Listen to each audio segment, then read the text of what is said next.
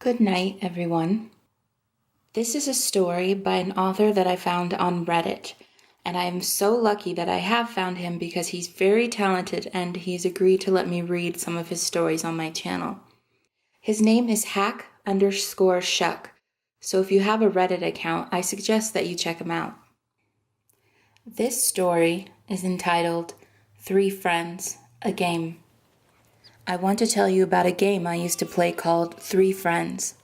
I played this game with my cousins Graham and Anna, who were both close to my age. Every time I stayed over at their house where they lived with my Uncle Tommy.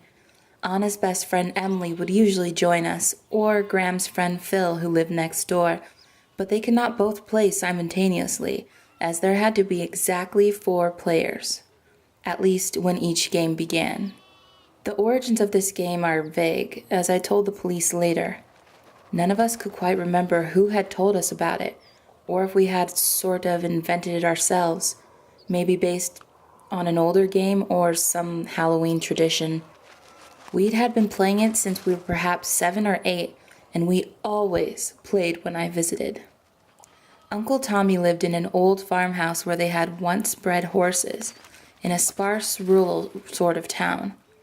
He had bought the place for a song after some sort of incident there when the previous owner had been jailed for murdering his daughter, then freed on appeal before shooting himself somewhere on the property.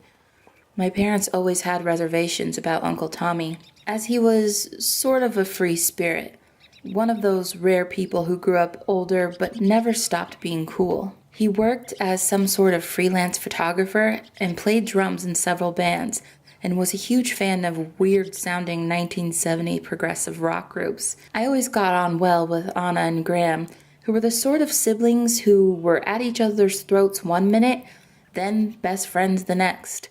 Emily was sweet, and Phil was sort of a clown, but genuinely funny.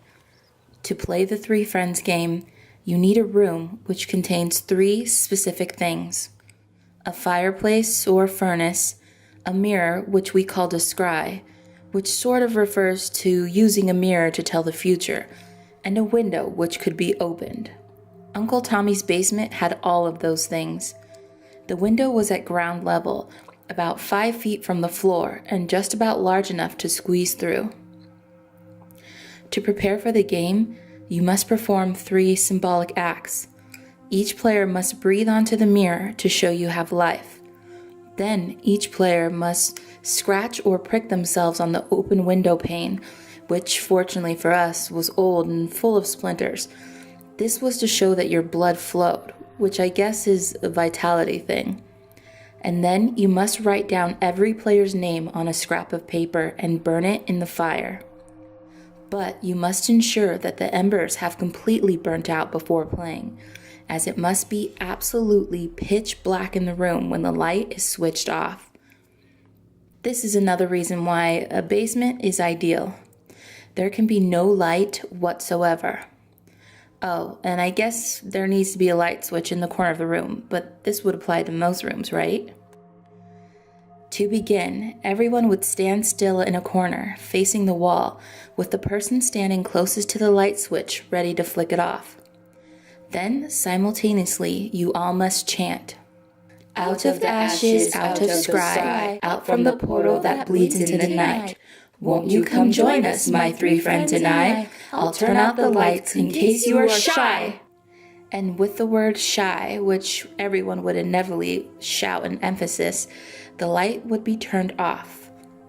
And each player must make their way to a different corner of the room in total silence, or as close as possible, and face the wall again. You can obviously feel your way around, and if you bump into someone on your travels, or reach your choice of destination to find someone there already, you must negotiate this obstacle without any communication whatsoever. When everyone is satisfied that the task is complete, you all stomp your foot from each corner of the room to sort of signal to the other 3 that you are there. Then, the light switch is flipped by whoever stands near it, and you all call out your name to confirm you are still there. But not turn around, as this ends the game. Presuming your 3 friends are still present and only your 3 friends, you can breathe a sigh of relief and play another round if you dare. You should only ever hear the names of your 3 friends called each time you play, provided you follow the 3 simple rules. No talking at all in the darkness. No light until a friend is safely in each corner, and you must always be a good friend.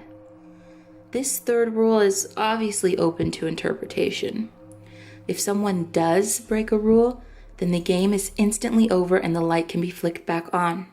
However, one of 2 things will have happened, and I'm not sure which is worse. Either you will be in that room with 2 friends, or you will be in that room with 4. We would play this game for as long as we could, which was usually until Uncle Tommy shouted down the stairs that Emily or Phil had to leave, and myself, Anna, and Graham had to go and get ready for bed. This was usually pretty late though, as Uncle Tommy was that one cool relative who most people seem to have. He'd let us eat too much junk food and drink all the soda we wanted, and he was ridiculously laid back when it comes to allowing us to watch horror movies from his huge collection. Nothing too extreme. We're talking the Friday the 13th series, Halloween, that sort of thing. He left us to our own devices in the basement while he had a beer and listened to classic rock bands in the living room, the walls of which were covered in big, gaudy paintings of horses which had come with the property, some of which seemingly painted by a child. Sort of gave me the creeps. There was usually a distinctive smell in that room too, which I was too young to recognize at the time. So, whenever I stayed over, we would kill time until it got dark, which took an eternity in the summertime, and play this game over and over. It never seemed to get boring. I guess it had similar appeal to games like Bloody Mary, in that we didn't actually want anything bad to happen, and yet the lingering taste of danger was what gave the game its spark. We were constantly stifling laughter and screams as we stumbled into each other in the dark. And it is surprisingly how clearly our mutual panic could be heard in the blackness, with every anxious footstep and ragged breath. Let's face it, basements are always creepy, which certainly helped with the atmosphere. And it became a running joke that during our chant, someone would start speaking in a dumb horror voice, like Freddy Krueger or Chucky from Child's Play. You can see why it was such good fun and not taken entirely seriously, despite how inherently creepy it was. Just to clarify, as it may cause confusion to the uninitiated, even though this game is for 4 players, its name refers to how each player has 3 friends with them. But sometimes there were signs that a 4th friend had joined each of us.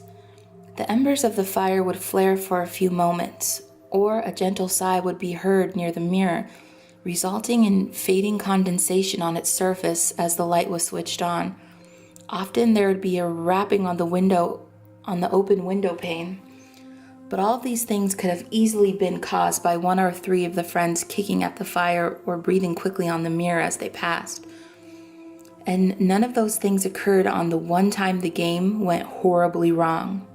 It was around Halloween, and I was about 11 years old. I sensed that this visit to Uncle Tommy's house might be our last chance to play the game, as deep down I sensed that I was growing too old for stuff like this. We all were. And indeed, we would never play it again, though not for the reason I had anticipated. So I hatched a plan to give my 3 friends a good scare and end the game in style. Emily was around that day to complete our team of 4 players, but I was determined that just once we would be joined by a 4th friend that night. So after dinner, I sneaked out of the house and headed over to ask Phil if he fancied joining us in a prank. Knowing he wouldn't need much convincing, he agreed to sneak over at about 7 o'clock and hide quietly outside the basement window as we began the game. He was to wait until the 3rd round and then slip stealthily down into the basement and creep into a corner before everyone could take their new places in the dark. Simple, or so it seemed. So we played the first couple of rounds, and I was buzzing with anticipation when we began to chant for the 3rd time. Graham was speaking in a really bad Bela Lugosi accent, and Anna was putting on an impressive Skeletor.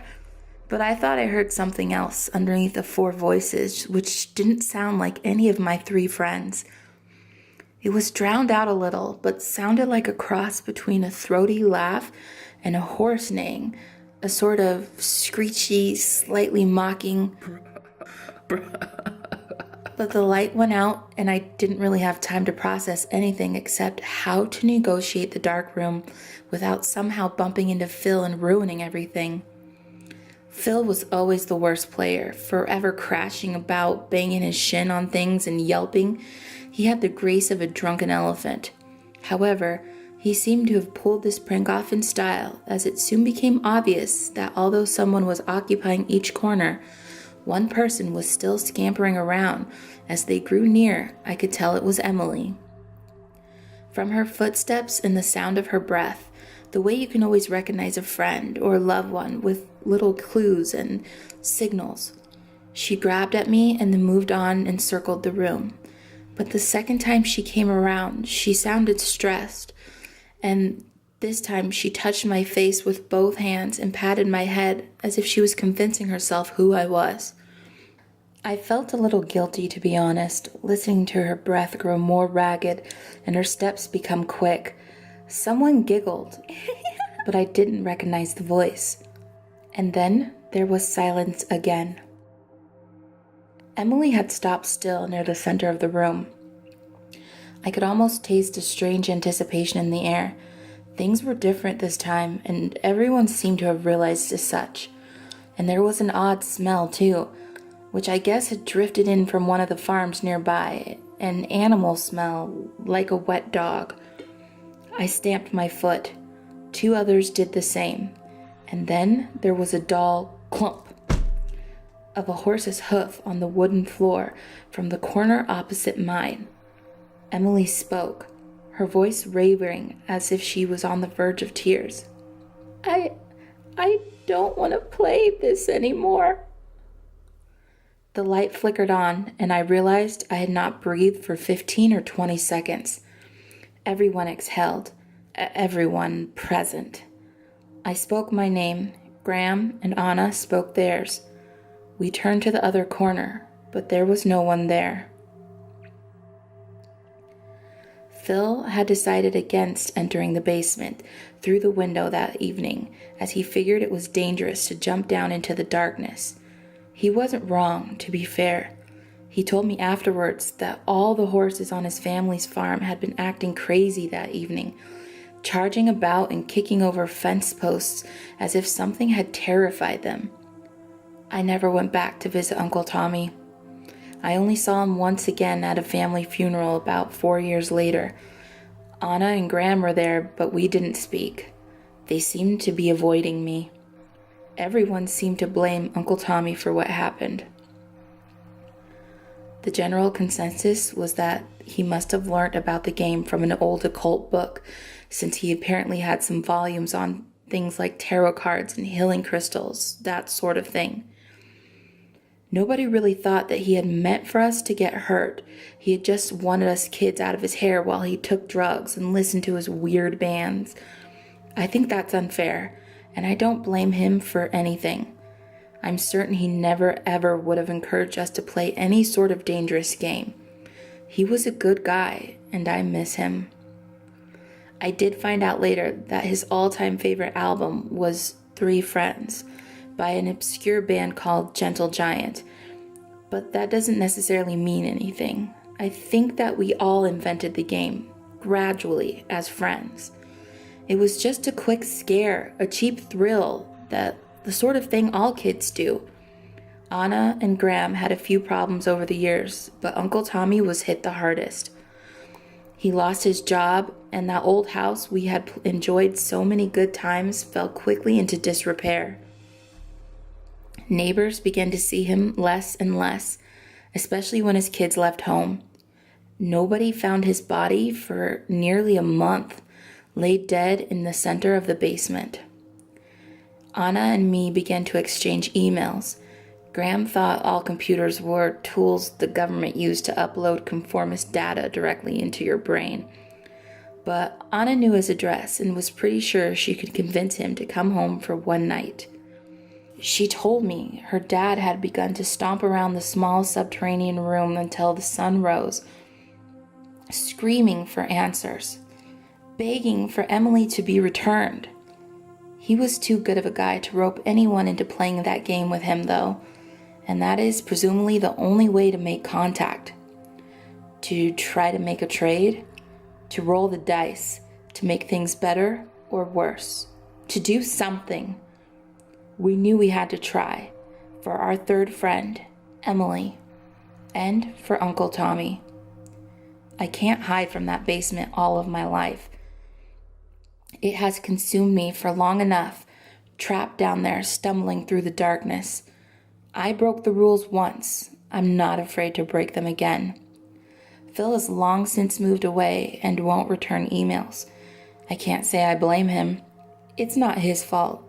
None of this is his fault. Tonight, we will play Three Friends game again. But we need a third friend, someone who knows all the rules. Why else do you think I was telling you all of this? Are you interested?